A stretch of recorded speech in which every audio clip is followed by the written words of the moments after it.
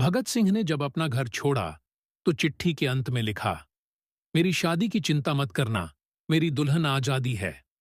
एक ओर जहां दुनिया को यह मुद्दा बड़ा गंभीर लगता था, तो दूसरी ओर हमारे युवा क्रांतिकारी इस पर खूब मजाक किया करते। जब अपने साथी की टांग खींचते हुए भगत सिंह ने यह मुद्दा छेड़ा, तो उन्हें यह जवाब मिला, मेरी शादी तो हो चुकी है बमतुल बुखारा से, और जब तक वो मेरे साथ है मुझे कोई अंग्रेज पकड़ नहीं सकता। और आज ये जवाब मजाक कम, भविष्यवाणी ज्यादा लगता है। भगत सिंह का वो साथी आजाद ही जिया और आजाद ही शहीद हुआ। हम बात कर रहे हैं श्री चंद्रशेखर आजाद की। और बमतुल बुखारा, वे अपनी मौसर पिस्टल को कहते थे। आज उनकी शहादत का दिन है, इसीलिए सोचा क्यों ना आज आपको असली आजाद से मिलवाए। जानते हैं उन्हें आजाद नाम किसने दिया? 15 साल की उम्र में माता पिता ने बनारस भेजा। वे चाहते थे कि युवा चंद्रशेखर संस्कृत के बड़े विद्वान बने, लेकिन युवा चंद्रशेखर को शुरू से आजादी प्यारी थी। छोटी उम्र में ही गांधी जी के असहयोग आंदोलन का हिस्सा बन गए और आंदोलन के लिए जेल भी गए। जब मजिस्ट्रेट के सामने पेशी हुई तो मजिस्ट्रेट ने पूछा, तुम्हारा नाम क्या है? किसके बेटे हो?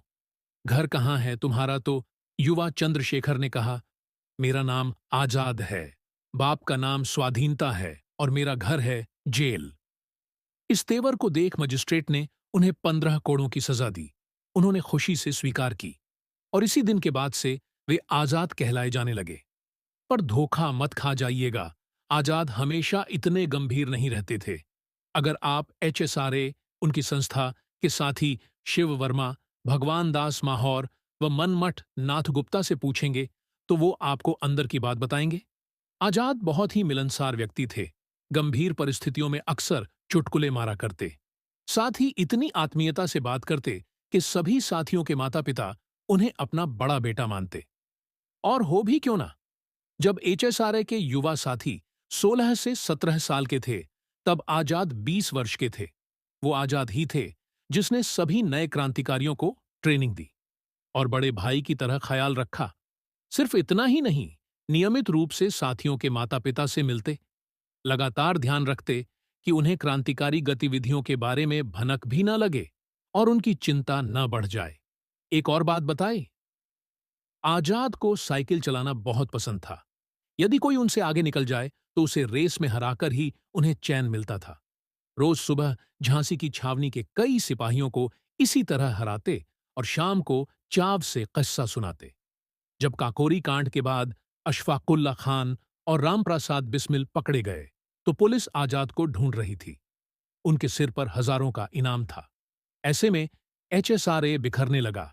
तब पुलिस से छिपे रहते हुए उन्होंने पंजाब व उत्तर प्रदेश के सभी क्रांतिकारियों को एकजुट रखा और आजादी के संघर्ष को मजबूती दी। पुलिस से छिपे रहने के लिए वे कभी वेश बदलते तो कभी स्थान। 2 वक्त का खाना पहुंचाने के लिए उनके साथी अपने घरों से रोटियां चुराया करते। पैसा कमाने के लिए कारखानों में काम करते। कॉलेज में पढ़ रहे साथियों के हॉस्टल से आंदोलन की योजना बनाया करते। भूख, प्यास, आर्थिक तंगी, पकड़े जाने का खतरा, कुछ भी उनको रोक न पाया। 25 साल की उम्र में जब प्रयागराज के अल्फ्रेड पार्क में उन्होंने खुद को अंग्रेजों से घिरा पाया, तो 27 फरवरी 1931 को उन्होंने अपनी आजादी त्यागने की जगह मौत को चुना। उनकी बमतुल बुखारा ने अपना वादा पूरा किया। तब से लेकर अब तक भारत ने लगभग 100 वर्षों का सफर तय कर लिया है। देश की आबादी 27 करोड़ से बढ़कर 143 करोड़ तक पहुंच चुकी है। साक्षरता दर 9% से बढ़कर 87% तक पहुंच चुकी है। औसत आयु 25 साल से बढ़कर 70 साल तक पहुंच चुकी है। अन्य कई मानदंडों में देश की बेहतरी हुई है। बस एक कमी है, अब आजाद जैसे युवा पैदा नहीं होते। बाहरी आजादी मिलने के बाद भारत के पास मौका था अपनी भीतरी आजादी पर काम करने का।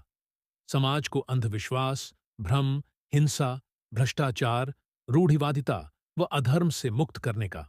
लेकिन बाहरी विकास की दौड़ में हम अपने आंतरिक बल को खो बैठे। आज क्लाइमेट चेंज की तबाही दस्तक दे रही है।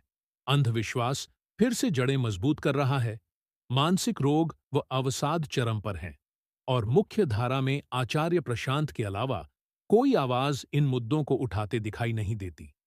हमारे भीतर के आजाद को जगाने के लिए आचार्य प्रशांत दिन रात संघर्षरत हैं।